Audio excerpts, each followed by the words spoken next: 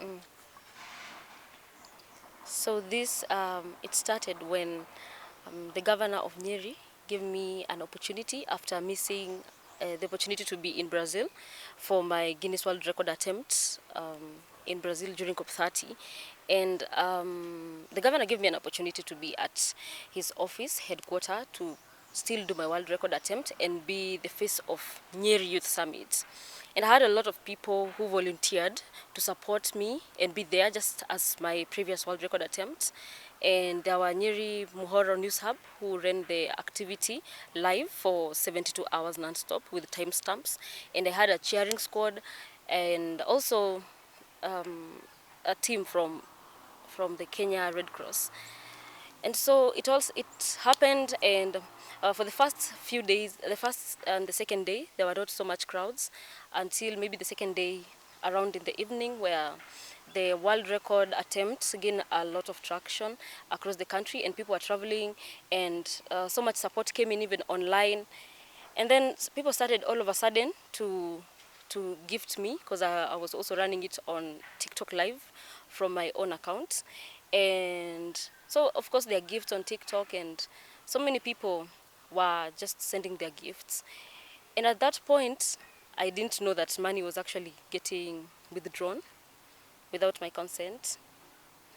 Yes, and after that, when you're done with Guinness World Record attempt, you have to send your evidence through your Guinness World Record account, and it involves timekeeper statements and a continuous video, witness statements, yeah, so much. And so out from there, that's where the story began. I didn't know that there were other hidden agendas that I was not part of, and I was not allowed to have contact with anyone who was involved. I didn't have contact with the team that ran my attempt live, so I couldn't get my video directly. And also, anyone, I was not able to reach also very important people that were supposed to also sign my witnesses, and that's why it took me so long to share my evidence, and it really messed me up. And so when I asked them to give me my video, they told me they would give me, and they went and picked my video. And from my previous world record attempt, it was a 48 hours attempt, and I had two videos that were running on TV, K24 and Kameme TV, and I had a raw video, so that is like 96 hours. And I had a volunteer from K24, a journalist who did for free. Everything was run for free. Everyone there gave their time freely in my previous world record attempt, and that's part of the Guinness World Record standards. A Guinness World Record should not benefit anyone. So even the witnesses should not ask for money after the Guinness World Record attempt. That's the standards. So it should be for free. And that's exactly what I was provided for my previous World Record attempt, and that's why there were no social media noises or anything. It was very standard and with so much professionalism. For this one, I had a lot of community around me, especially those who supported me in my previous attempts, from media personalities. So I knew that I would just get my video and take it to one of the people I trusted and I knew and I've worked with to support me, because in my previous attempt it was 96 hours video, and it was done for free, of course, and also in just like 3 days. But this other one took only 72 hours, but it took almost 3 weeks, push and pull, intimidations, and also, so for the first time, they told me that they had given someone the job, someone I didn't know, and I would just pay 2,000 for steamer. But afterwards, when I asked for my video, because it had taken so long, I just suggested that someone else would do maybe faster, because that's what Guinness wants. Like immediately you're done, you should not take so long without sending your evidence. And they refused with the evidence, and they're always pushing me to go to their house. They were forcing me to get to their house so that I can get what I wanted, the statements. And so when they were almost done with the editing or whatever they were doing, they asked me to give them 118,000. Then I said that was not proper, because I just felt it wasn't proper. It was not the agreement when we started, and I didn't even know the person who was editing. So then later, I suggested that was not proper. That was so much money for that work, and they went to 50,000. I said still I wouldn't pay 50,000 because they said 2,000 at the start. So I think it's because I don't know why they turned their backs on me, and so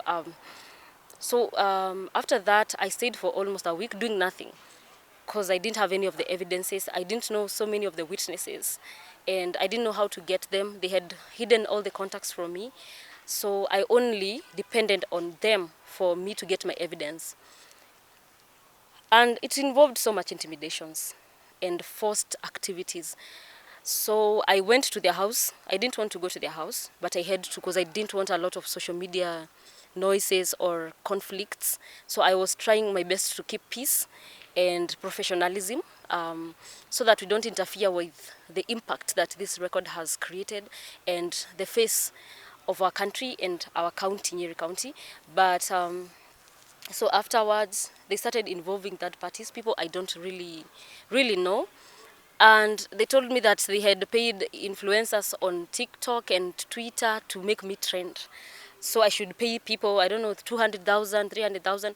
And at a point I was going to Dubai, and there was so much pressure at the airport. And they told me, if you go to Dubai without sending us 300,000, you will come back and we'll have destroyed your brand completely. I didn't say much. I just went to Dubai and I came back. I don't know what they were planning. So I humbled myself. I came to Nyeri so that I would make sure everything was going well without so much conflict. And that's when they gave me my video and they said I should pay 10,000. But when I got to their house, they forced me to give them 20,000. And that's exactly what I did. And they gave me my video. I sent the evidences.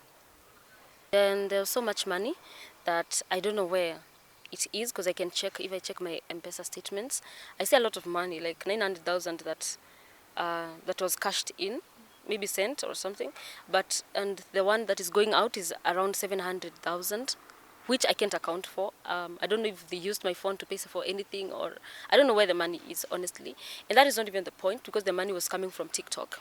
And even if they stole that money, I didn't really say anything to them, and I was not about to ask them about the money, but they still send TikTokers to come and bully me and ask for their share from me, the money that I never had a chance to see.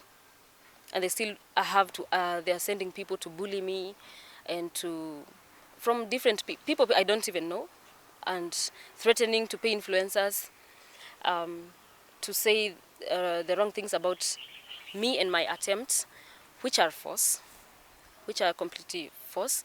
And you see, I'm a world record holder. I've not done this for the first time. So you can see from my previous attempt, everything was cool, because that's how Guinness World Record attempts are supposed to be, and that's how they are when you read their rules correctly. So, but for this one, it was so much drama, and so they stole a lot of money, and also at some point they were given they were given money to buy me cameras so that we can be able to shoot all the work we are doing, the projects, environmental projects. But I haven't seen the cameras and I haven't seen any money. First of all these claims are not genuine, because I feel like those girls are trying to, they were using other people to claim their money from me so that they can share. Because about that guy from 2,000 to 118 to 114 to 50,000, and what we have already been able to give to support him with. First of all, he agreed with the 20K. First, they told me it's 10,000. When I went to their house, they bullied me to give them 20,000, and I agreed because I had no choice. I didn't have anyone to talk to. They had hidden all the contacts so that I just depend on them for this world record and for the evidence. So, and I didn't want to get this to social media, and so the 20,000 when I gave him, he was okay. So things changed when I announced that I don't want to be managed by them, because he's part of the team completely, totally. They work together, and they stay together. So they're neighbors. So it was just a scheme to make me maybe bow and agree to be managed by them, but I couldn't. I just asked them that I wanted to manage myself independently, and I did that with a lot of politeness and professionalism. And at some point, they tricked me to coming to they always force me to get to their place. And when I get to their place, they take me to places forcefully. They took me to a place where I would register a CBO. They wanted to do it so fast, to register a CBO so that they can start getting money from people. And they told me that directly. Let's create a CBO so that we can get money from people. We start getting money immediately. And I suggested this was too fast, that while it was very important to package this brand and my work in a formal way, maybe in an institutional way, that was very fast. And they were really forcing me to do that. At that point, I was at their place, so I had no choice. I went to that place forcefully. I didn't want at all, but I just went there. And she was doing everything so fast. She wanted me to sign things so fast, and I said, wait, I have to go somewhere, then I'll come back and sign. But that was a way of just getting away from them, because they are very toxic at the same point. Very toxic and very abusive at the same point. At some point, I was really sick. Very sick from the stress around all this, and I had a lot of headaches like every day. And I was at their place at that time, and they forced me to their car at 11 p.m. so I could go and meet someone who's called Slim at FK, and that guy is the one who's been giving them the energy, like telling them that they have all the connections they can use to bring me down, and that they made me and they can destroy me. And also he called when I was at the airport going to Dubai. Is the same person that he would bring me down if I go to Dubai without paying them. People I didn't have any agreement with, people I don't know really. Honestly, I don't really know them. And so yeah, that guy, I met him and they started to lecture me. That's what they do all the time. They create a situation where I am alone and I have no one to talk to. Like everyone is against me, and then they position someone to start lecturing me and make me feel like, guilt tripping. Yeah, to start making me feel bad, like the person who is going wrong or betraying people, but it was wrong. It was the opposite. They forced me into and they stopped at some point in Nyeri, in town, from their house to that place, and I told them I am not comfortable to do this. I don't want to do this, not at this point. They started saying that that guy has come from Nairobi to Nyeri and he has used fuel. And they didn't even tell me he was coming, so they wanted me to feel guilty about the person coming from Nyeri to see me all the way, and I don't want to see him yet. I was not comfortable about everything that was happening, and I was not comfortable to meet this guy. I wasn't comfortable at all, but they forced me. That girl literally forced me. They started to lecture me, all of them. They have a lot of energy, bad energy, and they start coming to me. And because I know I can't speak up, because I don't really want things on social media. I don't want that kind of energy, but they really forced me to do this, and I didn't have a choice. Still, I had not sent my evidence, and that was their like a weapon against me, because they were like, we're not going to give you this until you come to our place.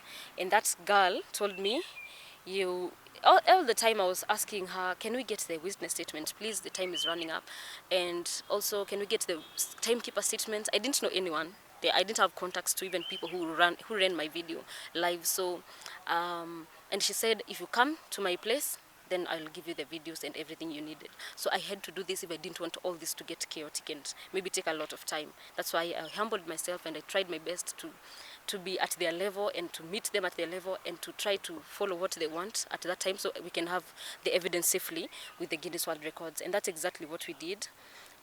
So when I put it right that I don't want to be managed by them because of what they do. And also when brands were coming, she really wanted, like she was just speaking rude to everyone. So no one wanted to get associated with me. And that's the point at which I realized she couldn't be a manager for me. But it was just a professional thought, and I decided to manage myself independently and to continue doing the work that I have been doing, maybe. And that's why they got mad and they started to use stories that are not real on social media, because they had promised me anyway that they would try their best to ruin my brands, and they have all the contacts they needed and connections to influencers, to everything they needed to bring me down. So following what has happened, at the moment, nobody should be transacting any business using my name, doing my work independently and partnering with organizations and companies. So we're going to do a lot of good work with a lot of professionalism, and we're going to have also, we'll be launching Truphena Muthoni Foundation as an institution to bring everyone together and to, yeah. So at the moment, no one is managing me. So when I start getting a management, I will say it.